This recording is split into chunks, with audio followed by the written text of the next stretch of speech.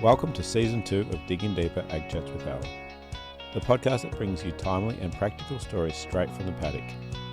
From sowing to shearing, fire to flood, and everything in between. We're here when it matters most. Each episode taps into real experiences, expert voices, and grounded advice that helps you stay ahead on farm. I'm Alistair from the Gippsland Ag Group, a grassroots farmer-led network in Gippsland, focusing on soil, grain and fodder, pasture and livestock. We're here to support producers in building resilient and profitable enterprises across our region. So let's dig in. Welcome everyone to Digging Deeper. We've got a bit of an interesting podcast for you today, an update on the Gippsland Research Farm and the different projects we've been doing around the area. I've got the big boss in, Rick Blackshaw. Sitting beside him is Jen Smith as well, our General Manager. So welcome, guys. Thanks, Afternoon, Alistair. Now, I'm going to start with you, Rick, because you've actually been a bit elusive around the Gippsland Research Farm for the last 6 weeks or so. Where have you been off to? Yeah, we've been out covering a lot of territory. Who's we? So, been with young Nat Jenkins. So, we've been out doing some soil testing, soil coring from areas up in the Bendoc and Daleknora valleys, all the way east to Genoa, Malakuta, Cairn River, and the greater sort of Bairnsdale area. So everything in the catchment area of this side. And it's been fantastic. We've gone around about 118 farms, and it's been really good. Met some great cockies, really good hospitality. Been under a little bit of time pressure. Would have loved to have had a bit more of a chat and sort of sit down and coffees with the guys. But very, very interesting results. So what are you actually doing out on farm there, Rick? So we've been taking 2 lots of soil tests, 0 to 10, which that's the normal area that we normally live in. That's where all the cockies get their information. But also 10 to 20, just to see if fertiliser's finding its way down there, whether the root matter and the biologicals is actually getting fertiliser down there, whether there's use of levels of fert there for us. And really sort of finding anything from pH levels to trace elements, that sort of scenario. So it just gives the cocky some direction where they can actually say, I'm going to put my money into this because I'm short of this, or I've got enough of phosphorus or potassium so I don't have to put my money in that. It's been giving some real guidance, and it's been really, really well received. Yeah, now it's fairly early days straight after the work's been done, but we've got some results back yet, have we? Are we noticing anything yet around the area? Yeah, we have got some results. We've the general sort of consensus is that probably the area is a bit acidic. So, lime is probably on a lot of farmers' sort of radar. But as far as, we start to talk trace elements and different levels, I haven't been privy to that information, but the cockies will get that. And they're certainly going to be able to talk to their agros and get some guidance in interpretation, and it'll certainly give them something where to go for spring for their fert applications. It's going to be really, really good. Now, on a bigger picture point of view, Jen? Yeah, so just on that one, this work forms part of the what they call the regional soil sampling. So this is done across every region in Australia. So it falls in under the federal government's national soil strategy. So this policy was released in May 2021 and set out how in Australia we will value, manage and improve our soil over the next 20 years. So our government is really recognising soil as an asset and something that they want to invest in understanding. And so this regional soil sampling that Nat and Rick have been done has been done twice already across the region. And so this latest set on 108 farms will serve as a really significant benchmark. We can see if we're actually improving our soil or if we're depleting its resources for our agricultural activity. So is it going to be another round soon, or are we going to have a big stint of time before we go back around again? Yeah, so it's every sort of 2 to 3 years, I believe, with this type of work before they go back around again.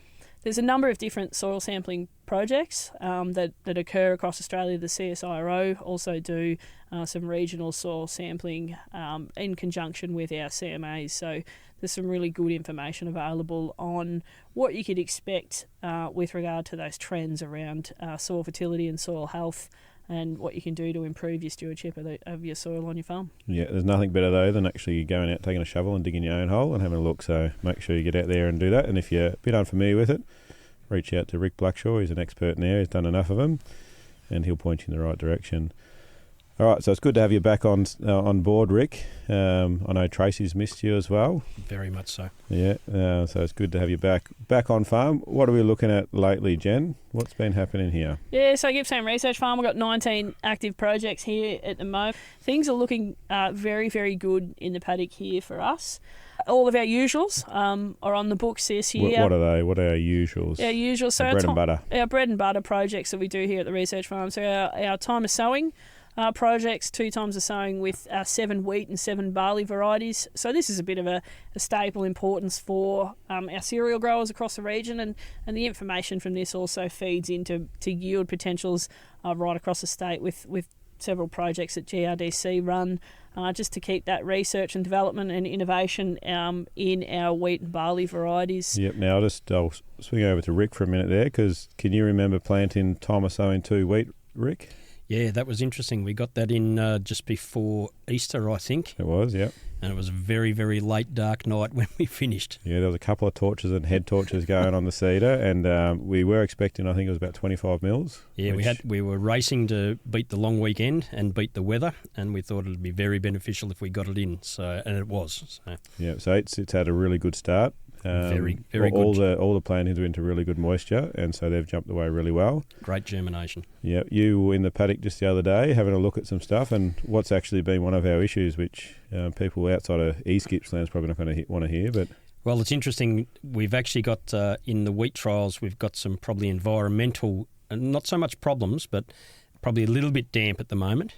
Certainly, I'm not complaining about it, but it's going to set us up for a very, very good spring. It's a bit hard to say because the rest of the state are doing it so tough, but at the moment, the potential that we're looking at in those trials is going to be fantastic. Yeah, and you're just saying that just yesterday, so about the 20th of July, you've just done your first fungicide spray on the fungicide trial? Yeah, first spray with Prosaro, just to give that certain different varieties. So we're not doing a broad spectrum. We're selecting different plots, and some are getting 1, 2 or 3 different fungicide sprays just to see whether that actually impacts on yield. Any more to fill in on that one, Jen? Yeah, so we think about the cereal variety trials as maybe just being relevant to our cereal growers, but the information and data that comes out of these trials really fuels progression within the cereal industry, and this feeds right through to the dairy sector, to the sheep and cattle, any of us that are buying in feed. Progression in research and development around these particular projects, is helpful right across the industry. We did this fungicide trial last year, and some of the plants that were pulled out from the various different fungicides shows incredible differences, wasn't there, Rick? Yeah, the root development and how far they've gone down, it really gives the plants a hell of a boost. It's really substantial, actually. So there's a real place for it. Yep, so the spring field day, we'll be pulling out some more plants, which is, when's that, Jen, just off the top of your head? 23rd of October is the spring field day, so save the date, you'll be able to see all these projects on show then. Yeah, in the flesh. What's next up, Jen? Also, like our other bread and butter projects here, we've got a fair bit of grass work in the ground, so our fescues and phalaris and cocksfoot in our grass trials here, so 3 years worth of data on those. There's also some newer hybrid varieties in the mix there, annual and perennial ryegrasses as well. So some fantastic performance out of those grasses here on the duplex soil we've got at the research farm. So stay posted for some really good yield data. Make sure that you're referencing that data when you're choosing what varieties you want to be sort of putting in on your farm. And I guess... So this autumn there was another trial started, another 3-year trial with different grasses, and we've actually got the old trial still going currently. So there's some new varieties in, and we had a look at some other varieties that have been in at least for 3 years now, and we'll keep them going, won't we? Yeah, I'd like to think that with those grass trials that have been in there for 3 years, we've had some pretty good yielding years on those, but here at the research farm, we've got the opportunity to just let those trials sit for a period of time and wait until we get into some really dry, tough conditions and see what actually persists during those times. We can all remember the recent drought and tough conditions here, and it was on our minds in terms of what we have within our farming systems for those grasses. Yeah, it was just something I noticed. We had a pretty tough year last year, a pretty dry spring, and some of those grass trials actually look like they were wiped out to my eye. They're just about gone, but we left them in and had some good yields through this good season again. So even though it looked like it was wiped out, it bounced back, which was good to see. So we'll see how many times it does that before it does run out of puff, I guess. What's next? Yeah, so look, as a sheep producer, Brad and I have watched with pretty keen interest this year on the Hybrid Brassica comparison trial that we've had here at the research farm. So the comparison of that new hybrid Brassica with our favourite leaf mould. This particular plant is really promising. Yeah, the seed is about double the price, but the yield from the results that we've had this year, despite a really tough start, we've seen about 25% more yield. So we think that's definitely one to watch and one that we'll be looking to put in out on farm this coming season and get a few ute drives and get people across this new product. Yeah, and just for anyone that has been tracking along with that one, we've just pulled off and sold 120 lambs off that. That's about the 4th or 5th grazing from memory.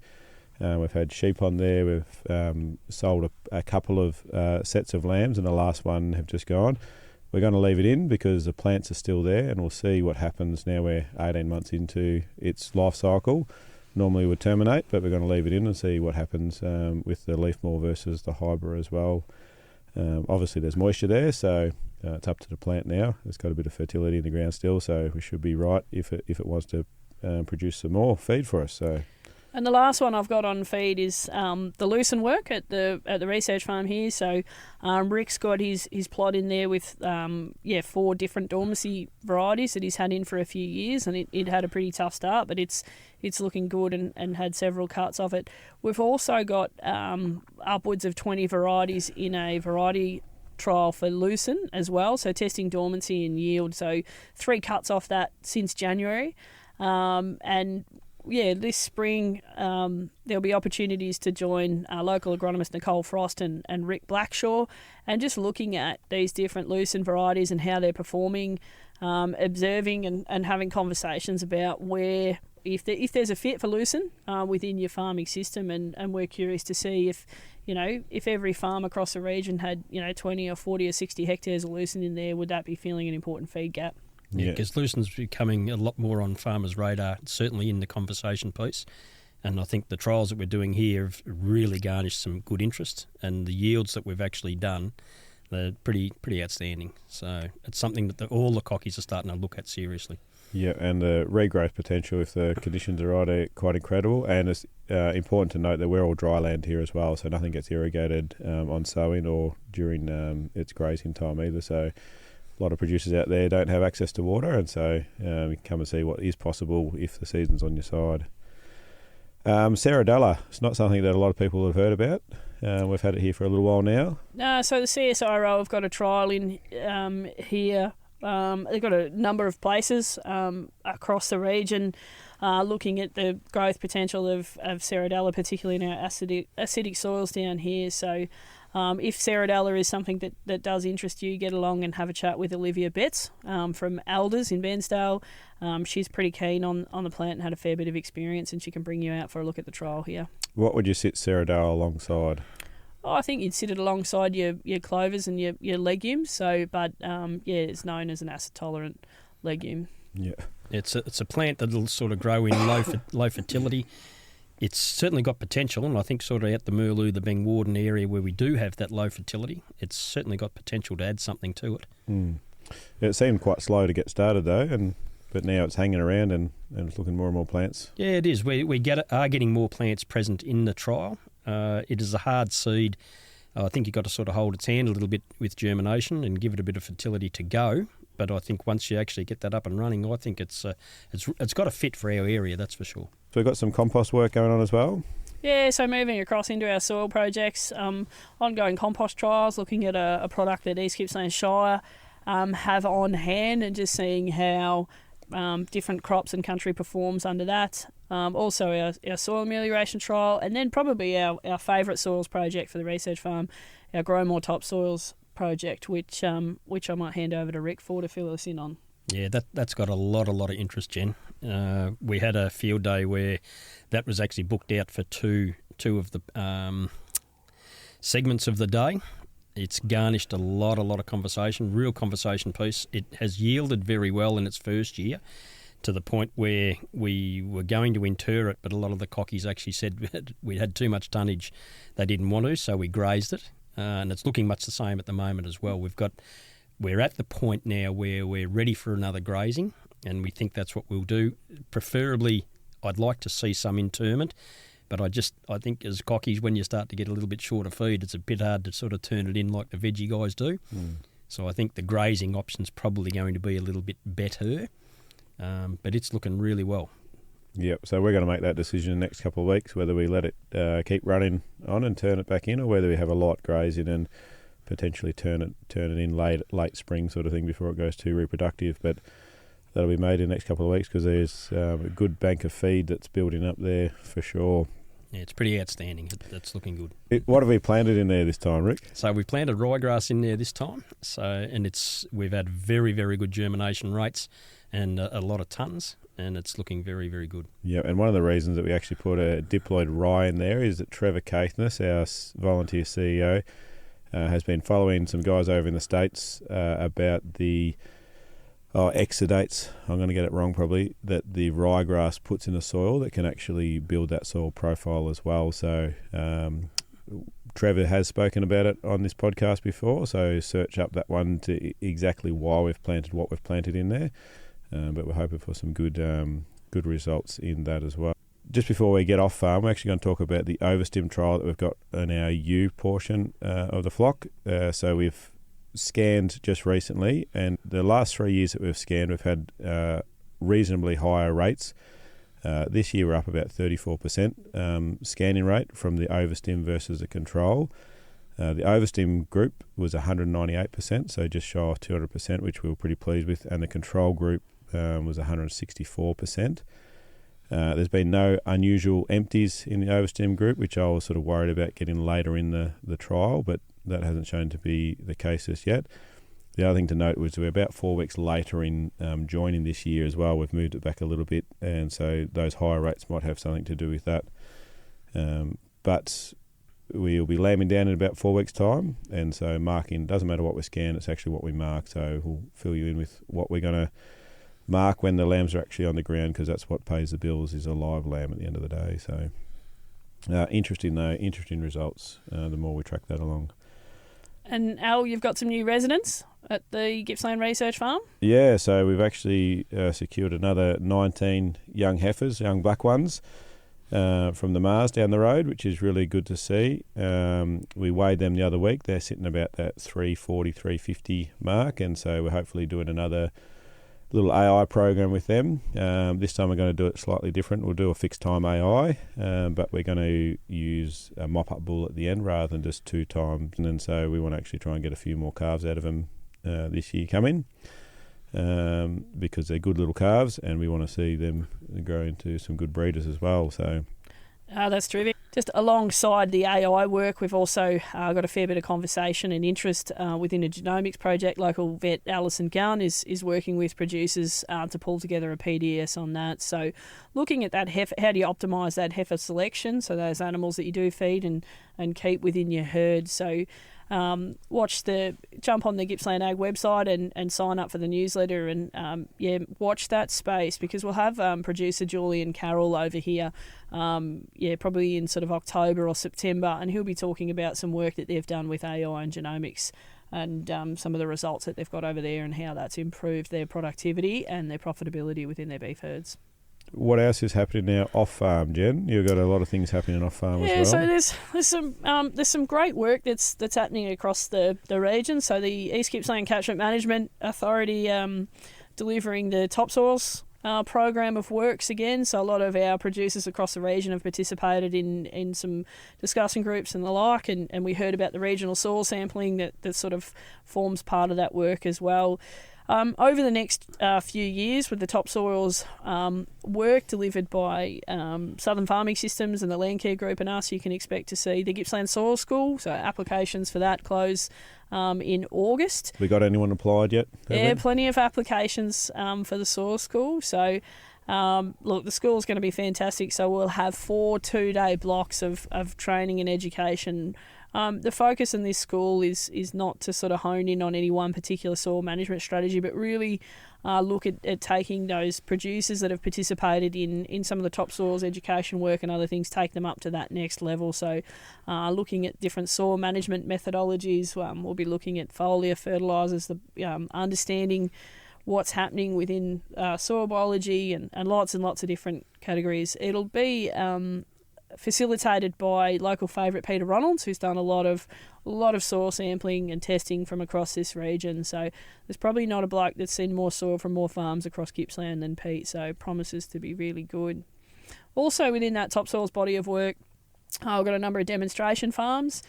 So year-round yield, managing kikuyu through the seasons. So our farmers out at Clifton Creek have got the land care plot across the road from the hall. These guys have been doing a power of work on managing and optimising kikuyu for several years. These guys have stopped fighting it and started embracing it in their system. So looking at how you can get the most 365 days a year out of that. So informing that project is, some of the farming systems out of the Bega Valley. So these guys are dairy farmers milking cows off kikuyu, so oversowing oats and rye through the winter, cutting their silage and getting that summer grazing off the plant. So really looking at how you're working with that kikuyu and optimising that within the farming systems where it exists, because it's a tough adversarial plant to try and get out of your system. So yeah, these guys are working with it. The other one we've got is the Couch Grass Challenge. So Quinton Hodge here at Bang Warden has opened up his farm comparing 3 methods to control couch grass. We've all had a go at putting in perennial pastures, only to have that couch grass come back, with 4 sort of year 6, 7 and 8 and 9 to overtake that. So they've got a number of different methods that they're going to compare to look at how to best do that. Another site we've got up north of Swiss Creek, looking on the Simon and Sonia Lawler's farm, so sowing the winter feed gaps. So looking at feed crops such as turnips in different preparation methods, cereals and brassicas and oats and rye through a direct seed drill to fill that winter feed gap that those guys have up there. There'll be a full economic analysis that's done on that. And look, if you want to follow any of those projects, reach out to Nat Jenkins at Southern Farming Systems and get yourself linked in to the communications through that. Also a part of that project here at the Gippsland Research Farm is a project called the Gippsland Fertility Trial, also known as Soil Boost.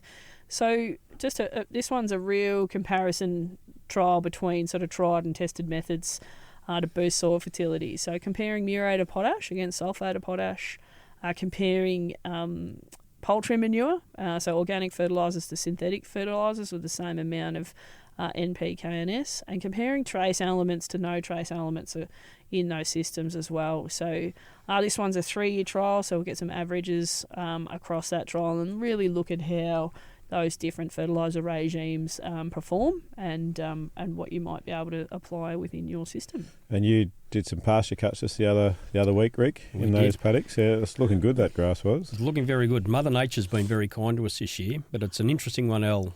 We haven't got the tonnage data back yet, but there were some trial plots. I think there's about 20 plots in all. Lots of pegs in that little paddock there is. There is a lot of pegs.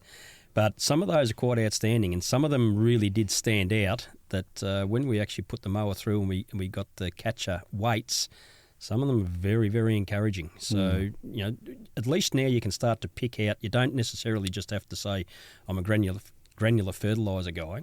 You can start to pick out where you want to actually play, whether it's your organics and your chicken manures and your trace elements and your foliars.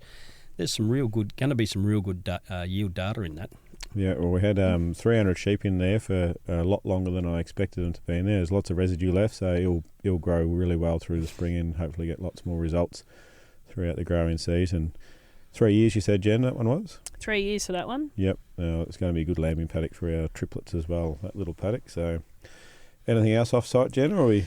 No, I think the main thing, look, we talked about a lot of different projects in general terms. If you're looking for specifics on any of these, like if you're looking for that yield and performance data, any of the recipes for any of these approaches, then jump on the Gippsland Ag web page in the communication tabs and you can see all of our publications. So everything we do here is written, recorded and put into those research results booklets or other publications. And just get ready for a pretty exciting growing season throughout the spring. There'll be a lot of ute drives, our Springfield Day, of course, and a lot of opportunity to get out and have a look at these different projects. So pick the ones that suit you and your farming system for your challenges and join us. Yep. Now, if you're savvy on the internet and the email, feel free to reach out via that. There's contact details there. Otherwise, pick up the phone or even just drop in and say g'day. The other thing we'll mention, if you're not a member, please do sign up to become a member. Membership really helps us in what we do. If your neighbours not, hassle them as well to get on the membership list as well. You get access to a lot of stuff, even not being a member, but you help us significantly by becoming a member. I think it's $99, is it, a year? That's true, yep. Yep, so it's all tax deductible too, I'm sure. All right, Rick, anything else from you? No, not from me, but I really do encourage people to come down and have a look at this spring field day, because at the moment, winter's looking really good. We've got moisture in the ground. I think there's going to be a lot for guys to have a look at, and I think they'll be pretty turned on, to tell you the truth. Yep, yeah. Not how I would have put it, but yeah. You might have to edit that out. No, I'll leave that one in. All right, Jenny, what about you? Yeah, look, we have, there's no doubt about it, we've had a terrific season in this little strawberry patch of eastern Gippsland here, but just a big shout out to some of our producers, as little as sort of 100 k's north and 100 k's west of us that are doing it really tough, and to any of our other listeners from across the state that are continuing to do it tough. It's fantastic to see the rainfall, and we've got plenty of stock water, but we just acknowledge that it's still a little bit of a ways off before they've got that spring growth to ease some of the drought conditions. So just a big shout out to any of the farmers that are doing it tough, and just an encouragement to get off the farm and get involved with any of the activities, because sometimes getting off the farm and talking about what you can control with other farmers is just the thing to cheer up. Yeah, we've had a bunch of guests on here that said exactly that same sentiment, that when things get tough, farmers and producers often start working harder. It's actually sometimes one of the worst things they can do for their mental health and their production on the farm. So make sure you do spend time off farm with your family and with mates, and reach out if you are in that position that you need to reach out. All right, till next time. Thanks, guys. Thanks, Al. Thanks, Al. Bye for now. Well, that was Jen Smith and Rick Blackshaw giving us a quick update on what's been happening here at the Gippsland Research Farm on-site and a few properties off-site. Anything there that sparked your interest, make sure you reach out if you want to find out some more information. The other thing you can do is make sure you sign up for the Spring Field Day in October. Come along and see in the flesh the projects that's been happening on farm. Also pick the brains of all the experts that are going to be in attendance that day. We're now going to swing over to the local Bairnsdale Sheep and Lamb sale. We've got our regular guest Morgan Davies from Elders up on the rail. We've actually got lambs in this sale. It's about the third pen along, so make sure you listen out for them. At the very end of the clip, we've got Morgan giving us a quick update on what's been happening in the local sales, so stick around for that too. Past history indicates future performance. Hopefully that's not on video. Righto folks, Sato, up and out of the way please. Come on, Sato. On we go, brothers, on the company's usual terms, conditions. Got a very good runner lamb submitting competition today. We do have some big lambs down the way. Got to here a little bit late, they are pinned out of place. But you guys will work it out because you're very good at your jobs. There you are. Nice pin of lambs again, aren't they? There you are, those lambs out of bucking. Gentlemen, set your money mark and come on for them to 80. 80, 70, it'll be 55 right. That'll be 55 of money. 255 quick, then out I go. 255, 31, 2, 3, 4, 35, 35, 6, 7, 8, 38 the money to me. Now you go on 9, 39, 40, 1, 42, 3, 44, 5, 46, 7, 48. Out of it 8 the money 9, 249, 50. Out of it 50, 251. 2, 3, 4, 5, 6, 7, 8, 58 the money, 258, quick down. Well done. Goes to midfield number 1. Number 1, there you are. $258. Right, there you are, heavy lambs, ladies and gentlemen, out of Bindai to the last run of them. Turn the lambs, properly done again, aren't they? There you are, those lambs there. Come on for them, give me 300. 300. Well, yeah, 85 I got, out of 85 the money, 85 at 6, 7, 8, gone, 9, 90, 1, 2, 3, 4, 5, 6, 97, 97, 8, 98, 9, 300, out of 300 got, 3 to money to me, way. Quick down. What you were? $300 goes to ALC. There you are, the brothers. They're just as good, aren't they? There you are, nice pedal lambs, good, aren't they? 280. And I went 60, all right. And I went 55, okay. And I went 255 to money. 255 quick. Done. Out. 6, 7, 57. Got now 8, 9. Inside. 59. 60. Is it? 1, 61, 62, 3, 4, 64. Quick done. What on, Max? Same way. 31. 31. Ladies and gentlemen. You are nice little line on these lambs. You are nice enough types to get, aren't they? Come on for them. You're already live. You've already. And it was 20 okay. And it was 20 got 1, 2, 3, 4, 5, 6, 27, 28. And it was 2, 28 to under me. 2, 28. Quick data. Well done. Go to Radford. You want to see these ones? Little brothers. Down away. Nice 10 lambs to get, aren't they? Come on for them. Give me 210 to go. 210. 210, 200, and about 80 okay, 180 got, 180 there, 181, 2, 3, 4, go now, 5, 185, 185, 185, where were you? 185, quick data, well done, Bradford. We run a sheep for you. There I got a bit of weight there, though, gentlemen. You are nice enough. Max, which way yourself? No, ALC. 190, 65 okay. 165 got 6, 8, 70. Go on. 70 to money to me. 1, 2, 3, 4, 5, 6, 7, 8, 9, 80. 1, 2, 3, 4, 5, 6, 7, 8. 88, 9, 189, 189, 90, 1, 2, 92, 3, 93, midfield number. 23. Can you get to buy from him anyway. I'll leave the Merinos after. He was 3 heavy crossies, nice types good, aren't they? Time for them, 200. Out of an 80 got, done, out, 1, 2, 3, 4, 5, 6, 7, 8. 89, 90, 190, quick done. What on? Wagstaff. Wagstaff 14, the 3 Merinos down. You are, as they are, come on for them. 155, 140, I've got 1, 2, 3, 4, 5, 6, 7, 8. Is it? 48 in the corner. 9, 50. 150, quick done, go to midfield. Yeah, number 21. There you are. There you are, the mares, Sean's, as they are what they are. There you are, nice enough types, get, aren't they? Come on for them, give you 185. 75 got, 175, 175, quick done. What on, midfield. Right, Merinos,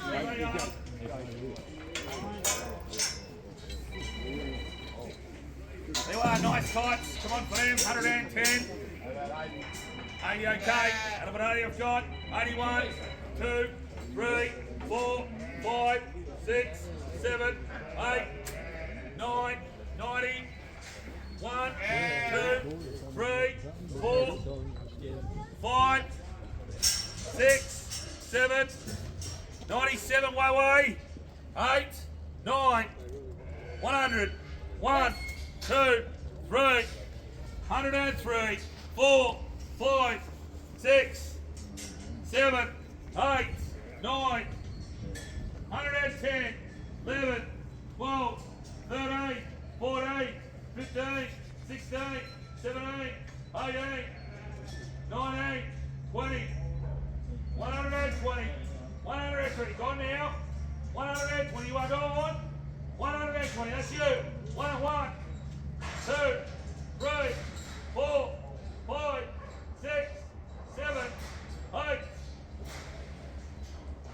129, 30, 1, 131, 2, 132, 132. Quick down, go, Brad. 132 goes to which way? Buckley. Yep. You got an agent? Yep. Right, there you are. As they are. There you are. Bit of carcass to them. Come on for them. Give you 165. Okay. 145. 145. 145. Wagstaff. Number 14. Righto, there's sell the 2 ewes, and there's a shagger in there, and there's also a ram. So the 2 ewes, there's they are. Come on for them, 200. 80. 88 got, 88 bid, 88 the money, 88, 9, 90, 1, 2, 3, 4, 94, 94, quick done, what on, midfield, 23. number 23 is righto, the ram, I reckon the shagger tastes like smoke. You know what? So, What are you talking about, Tommy, or the Ram? yeah, there you go, see the ram as it is, come on for it, 65. Yep. 6, 8, 70, stuff right up, haven't I? 2, 4, 6, 8, 82, 82, set up, right up still, 4, 6, 8, 90, 2, 4, 6, 8, 100, 2, 4, 6, 106, quick done, goes to midfield. Yeah, g'day, Morgan Davies from Elders at Bairnsdale, here representing the Bairnsdale Stock Agents Association. We had about, I think there's about 15 or 1600 sheep and lamb here today, sold to a dearer trend. Top of the heavy lambs made $325. The next heaviest pen of lambs were about 27 kilos, they made $300. So it's all very, very strong. There's more buyers here in Bairnsdale at this market. It's something that's really starting to grow and thrive as we head into the spring. We've got a guarantee from nearly all the buyers that they'll be turning up every fortnight. So things are positive here in Bairnsdale, and we've had great results again.